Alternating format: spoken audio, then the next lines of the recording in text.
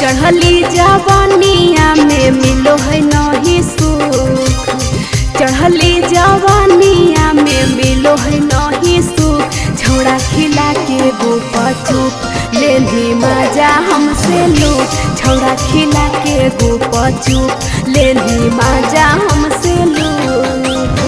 कैसे नहीं मिलो जवानिया के सुख, कैसे नहीं मिलो जवानिया के सुख। छौड़ी खिला के गोपा चुप दिलियो भतर वाला सुख, छौड़ी खिला के गोपा चुप दिलियो भतर वाला सुख।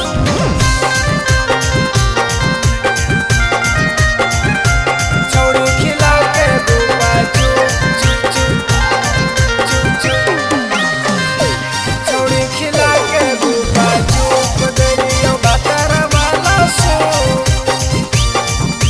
भतर वाला सुख। कोचिंग के बहाना छौड़ा मजा ले ली लूट रे, पियावा वाला चीजावा छौड़ा करी देनी झूठ रे, करी देनी झूठ रे। डरे नहीं छौड़ी तोरा परब नहीं पूछ गे, बोलिया पे ले छौड़ी एगो किस गे, किस गे।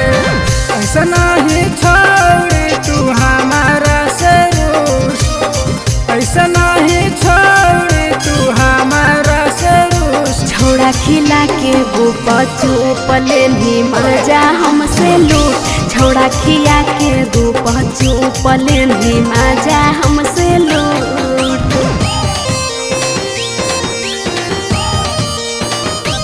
छौड़ी खिला के गोपा चुप चुप चुप चुप चुप, छौड़ी खिला के गोपा चुप दिलियो भतर वाला सुख, भतर वाला सुख। नवीन राजा ससिया तू करई बरदास रे, कुछ दिन के बाद छौड़ा रहब तोरे साथ रे, रहब तोरे साथ रे। अब नहीं होता छौड़ी हमसे बरदास गे, नहीं दे मिता छौड़ी लेके जैबौ भाग गे,